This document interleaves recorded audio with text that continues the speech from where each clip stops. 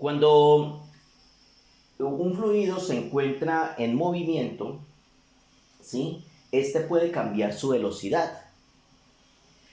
Por ejemplo, en un río, el agua avanza lento en los sectores anchos o de mucha profundidad y avanza muy rápido en los sectores angostos o poco profundos. Más o menos hagamos una representación. Si yo tengo un río en esta zona y por aquel motivo esa zona se va reduciendo, ¿sí?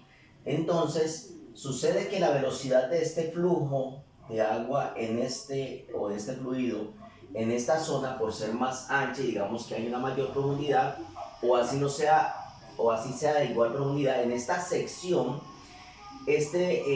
digamos, va a tener una velocidad determinada ese flujo, pero cuando este flujo enfrenta, digamos, eh, esta angostura, entonces este flujo tiende a aumentar su velocidad, ¿sí?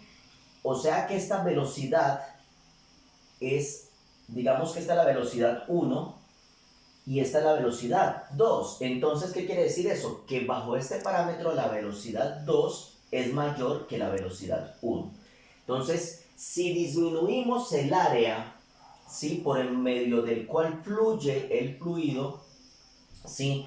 Entonces, la velocidad del fluido aumenta. Esa es una característica muy importante. Eso hay que tenerlo en cuenta. Por ejemplo, cuando nosotros tenemos una manguera, estamos regando el jardín y entonces a esa manguera, digamos que esta es la manguera y a esa manguera le colocamos el dedo para que avance más, digamos, el chorro del agua. Lo que estamos haciendo es que estamos reduciendo el área, ¿sí? Por donde el fluido va a salir, y esa reducción del área hace que la velocidad, ¿sí? Del fluido aumente, y al aumentar la velocidad puede llegar más lejos, ¿no es cierto?, en la misma unidad de tiempo. Hay que tener en cuenta una cosa muy importante, y es algo de lo cual estamos un poco equivocados siempre. Creemos que en esta sección, por ejemplo, hablemos ya de presión, aquí tenemos la presión 1, ¿sí? Y aquí tenemos, llamémosla la presión 2, ¿sí? Recuerden que los fluidos generan un concepto de presión. Entonces, miremos qué sucede aquí. Aquí la presión 1 es una determinada porque lleva una masa y más cantidad de materia, digamos, del fluido. Cuando pasamos acá, entonces hay un represamiento y se reduce el área, por lo tanto la cantidad de fluido disminuye, hipotéticamente hablando, y eso hace que esta presión, digamos, disminuya también. Entonces, ojo, cuando yo le coloco el dedo a la manguera, no estoy aumentando la presión del chorro de agua, estoy aumentando la velocidad, pero no la presión. Por lo tanto, la relación entre estas dos presiones sería que la presión 2 es menor a la presión 1, ¿sí? Entonces, aumenta la velocidad, pero la presión disminuye. Entonces es muy importante tener en cuenta esas dos variables y no confundirse con velocidad y presión. Ese es un concepto muy importante cuando los fluidos se están moviendo. Entonces, los tiempos cambian, ¿sí? El tiempo, digamos, de movimiento de este fluido y el tiempo de movimiento de este fluido también cambian, su velocidad cambia, ¿sí? Entonces aparece una cosa que se llama la ecuación de continuidad. Ecuación de continuidad.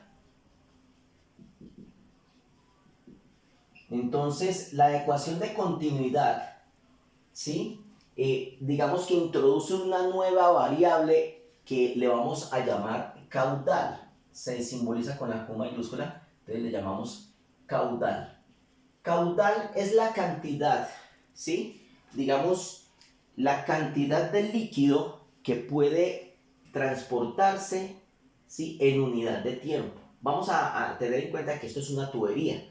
Entonces, aquí hay una tubería, aquí la tubería se ensancha, ¿sí? Después vamos a ver eso tiene un nombre, en la próxima clase vemos ese fenómeno, pero entonces vamos a hacer un ejemplo acá. Quiere decir que aquí hay un caudal 1 y acá en esta sección hay un caudal 2, ¿sí? Entonces, Ya dije que la caudal, ¿sí? La ecuación de continuidad define el concepto de caudal. Dice que el caudal es un volumen, ¿sí o no?, en una unidad de tiempo. Esto es volumen. O sea, la cantidad de volumen que se transporta, se mueve en la unidad de tiempo, ¿sí? Entonces, como pueden observar aquí, aquí hay un caudal 1 y aquí hay un caudal 2, ¿sí? Entonces, más adelante vamos a ver qué sucede con esos dos caudales. Todavía no voy a hacer esa relación. En la próxima clase que veamos un principio que afecta la ecuación de continuidad, pero en ese momento vamos a hablar solamente del concepto de caudal como, digamos, como un concepto más del movimiento de los fluidos. Entonces, a ese caudal también se le llama gasto volumétrico, ¿sí? Gasto volumétrico.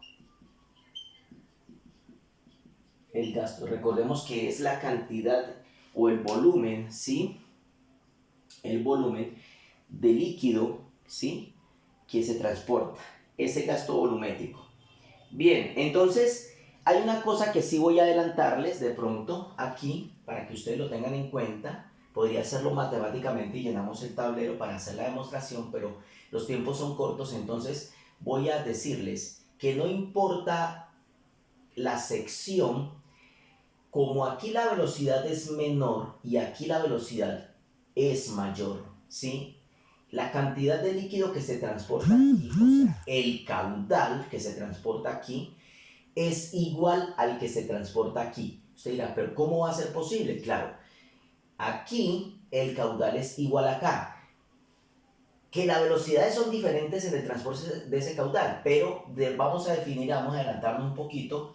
El caudal 1 es igual al caudal 2, ¿sí? Entonces los caudales no cambian, su cantidad de caudal no cambia por esta característica. Lo que sí aumenta es la velocidad, o sea, cuando usted riega el jardín con la manguerita, el hecho de que usted le ponga el dedo no significa que le va a echar menos agua, ¿sí?, que el que haría si no le coloca el dedo.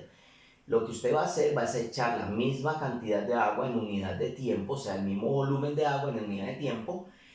Lo que cambia es la velocidad, ¿sí? Es más, y la presión disminuye. Entonces, estas tres características son importantes en el estudio de la mecánica de fluidos con respecto a los fluidos en movimiento o la hidrodinámica, para que lo tengan en cuenta.